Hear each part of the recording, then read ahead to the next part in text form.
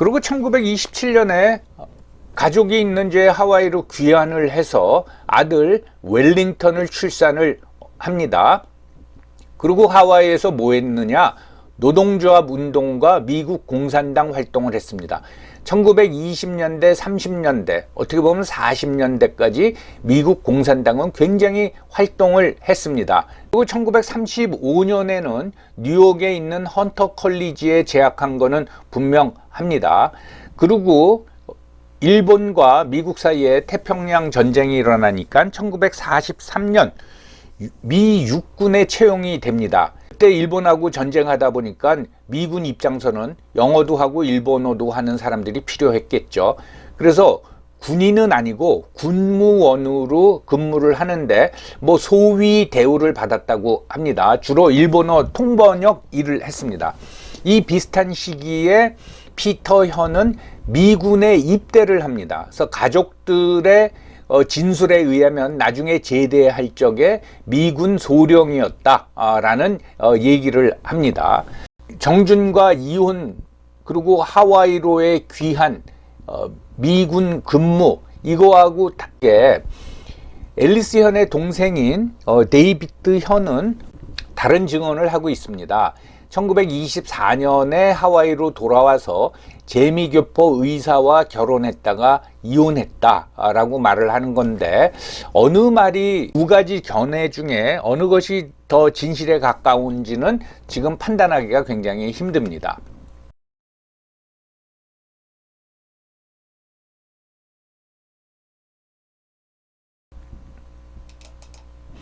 자, 태평양 전쟁 기간 동안에 미군의 군무원으로 근무하고 있는 동안에 전쟁이 끝나고 해방이 됩니다. 그래서 앨리스 현은 1945년 10월 일본 동경 메가더 사령부로 옵니다. 그 업무도 뭐 통번역이었죠. 그런데 두 달 있다가 명령을 받고 1945년 12월에 주한미군에 배속이 돼서 그 정보 계통인 민간통신검열단에서 근무하게 됩니다. 그러니까 서울에 1945년 12월에 들어온 거죠. 이때 피터 현도 한국에 와서 근무를 했습니다. 그리고 민간통신검열단에서 근무할 적에 앨리스 현의 뭐 사촌 또는 뭐 조카인 현효섭도 같이 근무합니다. 이 인물이 굉장히 중요합니다. 그래서 여러분 현효섭이라는 이름을 기억하시기 바랍니다. 그러면 앨리스 현이 그 서울에 거주했던 게 한 6개월 내지 7개월밖에 안 되는데 무슨 일을 했느냐? 오자마자 국내 좌익 인사들과 접촉을 했습니다. 당연히 박헌영도 들어가고 항해에서 자주 만났던 여운형도 포함이 되는 거죠. 그러면서 남한 좌익과 미국 공산당과의 연계를 만들려고 노력을 했습니다. 그러면서 이제 특별한 일 중에 하나는 자신의 근무 부서인 민간통신검열단에 한국 사람들을 소개하는데, 이 한국 사람들이 대부분 이북, 그 당시는 38도선 위에서 내려온 이북 출신들을 소개해서 이제 그 고용을 했습니다. 그러다가 앨리스 현의 활동이 좀 이상하다라는 걸 미군 정보 부서에서 감지를 하게 되죠. 그 중에 하나가 1946년 5월 18일 날 미군 방첩대가 조선공산당 본부를 급습해서 여러 가지 이제 서류를 노획을 합니다. 그 중에 하나가 이제 공산당 일지인데, 그 내용 중에 1946년 1월 12일 박동지가, 이거 박헌영입니다. A현과 회견하다. A현은 앨리스 현이죠. 회견하다. 1946년 3월 2일 오후 5시 30분 채플린, 노만, 클론스키, 앨리스, 정, 김과 얘기했다. 여기서 이제 정하고 김은 이제 누군지 모르겠고, 이게 무슨 말인가 하면 채플린, 노만, 클론스키는 제대를 앞둔 미군이었습니다. 근데 이 셋 다 공산주의자였습니다. 이 사람들을 앨리스가 소개해서 박헌영을 만난 거죠. 그러니까 이걸 알아차린 미군은 깜짝 놀라는 거죠. 그리고 1946년 3월 6일 오후 2시에서 4시 사이에 여운형 집에서 앨리스와 회견을 하다, 이제 만나서 얘기를 나눴다는 겁니다. 그러니까 앨리스 현은 서울에 도착하자마자 과거 자기가 상해에서 알고 지냈던 박헌영, 여운형 뿐만 아니라 좌익 인사들을 만나고 다니고 심지어 미군 공산주의자들을 그들에게 이제 소개까지 한 거죠. 이게 무슨 의미냐? 그거를 여러분들 이해하기 위해서는 당시 상황을 좀 아셔야 됩니다. 그때는 이북에서 김일성이죠. 이북에서 그 간첩을 아주 대거 난파를 시켰습니다. 그리고 남한에 있는 박헌영 계열이나 또는 남한의 우파들보다 북의 김일성이 자금이 훨씬 더 풍부했습니다. 그래서 그 유명한 사건이 성시백이라는 거물 간첩을 내보내죠. 사업가처럼 들어와 가지고 국회의원 수십 명을 매수했습니다. 나중에 이제 잡혀서 그 6.25 전쟁 직전에 사형을 당하는데, 그리고 사회 곳곳에 공산주의자들이 이제 침투해 있었습니다. 그 대표적인 게 군이죠. 군. 그때 군대 병력이 한 8만이나 9만 정도밖에 안 됐는데 약 9천 명 정도, 10%가 넘는 수치가 좌익이었습니다. 그래서 이것이 결국은 여순 순천 반란 사건으로 발각이 돼가지고 5천 명 정도가 이제 체포가 되죠. 나머지 한 4천 명은 도망가 버렸습니다. 일부는 빨치산 한다고 산으로 들어가기도 하고, 일부는 이제 북한으로 들어가기도 했죠. 그러니까 말하자면 국회에도 간첩이 있고 군에도 간첩이 있고 사방에 간첩이 있었습니다. 득실득실 했습니다. 이런 상황에서 앨리스 현이 미군의 공산주의자를 박헌영한테 뭐 소개를 했다. 또 앨리스 현이 남한의 좌익들과 접촉을 했다. 그런 뭐 이상한 현상이 아닙니다. 예. 어떻게 보면 현재도 비슷하죠. 여러분, 북한에도 남한, 중국, 미국, 일본 간첩이 득실득실합니다. 우리가 파견해서 침투한 게 아니라 다 매수한 거죠. 그래서 그들을 뭐 중국 같은 데서 직접 만나서 또는 통신을 통해서 북한 정보를 가지고 오는 거죠. 뭐 우리도 비슷한 거 아닙니까? 우리도 사회 곳곳에 뭐 간첩이 넘쳐나고 있죠. 특히 북한 간첩, 중국 간첩 뭐 득실득실하죠. 예. 이런 현상을 보면서 저는 양쪽 다 지금 남한이나 북한이나 기강이 다 무너졌구나, 서로 먼저 어디가 먼저 망하나 그 시합을 하고 있구나, 뭐 그런 생각이 듭니다. 좀 수상하다고 생각하니까 미군이 이제 조사를 시작했습니다. 이 뭔가 하면은 앨리스 현이 소개를 해서 이북에서 온 사람들을 채용해서 민간통신 검열단에 채용해 가지고 일을 하는데 오히려 적발 건수가 줄어드는 거예요. 검열 건수가 줄어드는 거예요. 아니, 사람을 더 채용을 했는데 오히려 성과는 줄어드는 겁니다. 이거를 가지고 나중에 미군의 그 정보 참모 본부장이었던 리스트 대령이 아주 분노를 표출을 하죠. 앨리스 현이 침투를 해가지고 우리 민간통신 검열단을 붕괴시켜 버렸다. 그 다음에 미군 수사기관이 현효섭, 아까 말씀드린 앨리스 현의 친척이라 그랬죠. 조사를 합니다. 그랬더니 이 벌써 1946년 2월에 발생을 했는데 현효섭이 앨리스가 공산주의자와 어울린다, 그걸 이제 인정을 한 겁니다. 그러니까 이 발언을 듣고 미군 수사기관이 앨리스 현에 대한 이제 감시를 강화했겠죠. 이 현효섭은 나중에 또 북한으로 입북을 하는데 또 중요한 역할을 합니다. 그래서 제가 이 현효섭을 주시해야 된다라고 여러분들한테 말씀드린 겁니다. 1946년 7월로 이제 추정이 됩니다. 미군은 그 앨리스 현과 피터 현 그리고 다른 한국인 직원 7명을 해고했습니다. 그래서 앨리스 현하고 피터 현은 미국으로 돌아갈 수밖에 없는 거죠. 그래서 아버지가 살고 있는 LA로 귀환을 했습니다. 그럼 무슨 일을 했느냐? LA에는 그 한국인 출신 좌파들이 결성한 조선민족혁명당 그 지부가 있었는데 거기서 이제 주간지를 발행을 했습니다. 그 이름이 독립. 그 주간지의 편집위원을 지냈습니다. 그 발행 부수가 2,000부 정도였다니까 어마어마하게 많은 거죠. 그 당시 LA에 있던 한인 교포 규모에 비하면은. 그리고 그때 몇 가지 한글 매체가 발행되고 있었는데 유독 이 독립이라는 매체만 북한 소식을 자세하게 전달하는 거예요. 그러면 그 얘기가 뭐가 있습니까? 북한 소식을 전달하는 것도 이상할 뿐더러 그 독립이라는 매체는 북한 소식을 어떻게 입수를 했을까요? 결국은 북한과 서로 연락을 긴밀하게 했다고 봐야겠죠. 그리고 미국 공산당, 그때 이제 미국 공산당이 활발했다고 여러분들한테 말씀했죠.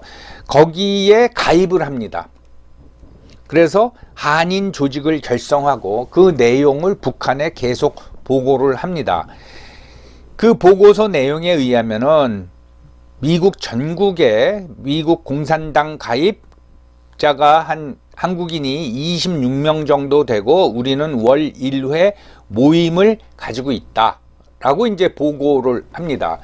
이걸 통해서 저는 앨리스 현이 상해에 있을 적에 고려 공산당 그 상해 지부의 당원으로 가입을 했는지 안 했는지는 제가 모르지만은 미국에 와서 미국 공산당에 가입했다. 이거로 앨리스 현은 공산주의자가 확실하다고 하겠습니다. 저는 사회주의 운동을 하면은 그건 사회주의자라고 부릅니다. 당에 가입을 했건 안 했건 그건 사회주의자다. 근데 공산주의자라고 부를 적에는 공산당에 가입한 사람, 공산당 계열에 가입한 사람을 공산주의자라고 저는 부릅니다. 그럼 북한을 기준으로 보면은 북한의 공산주의자는 누구냐? 조선노동당 당원이면 공산주의자입니다. 그럼 나머지는 뭐냐? 나머지는 거기서 그냥 조선노동당 김정은 압제 밑에서 사는 주민입니다. 그러니까 앨리스 현은 이제 공산주의자였다라고 이제 말씀을 드리고요. 이 활동을 하면서 이사민을 만납니다. 잘 안 알려져 있어요. 뭐 본명이 이경선이다 그러는데 그 좌익 인사는 분명하지만은 어떤 인물인지는 안 알려졌습니다. 이사민은 워싱턴에 거주하고 있었고 앨리스 현은 LA에 거주하고 있었는데 이 둘이 미국 공산당 한인 조직의 지도자였습니다. 나중에 이제 이사민하고 앨리스 현이 월북을 이제 같이 하게 되는 거죠.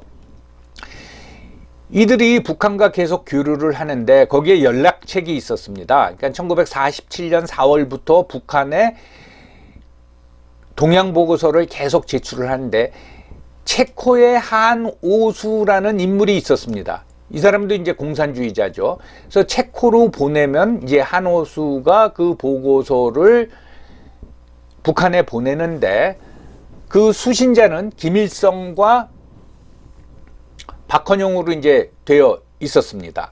이 한오수도 자세히 알려지지 않고 있습니다.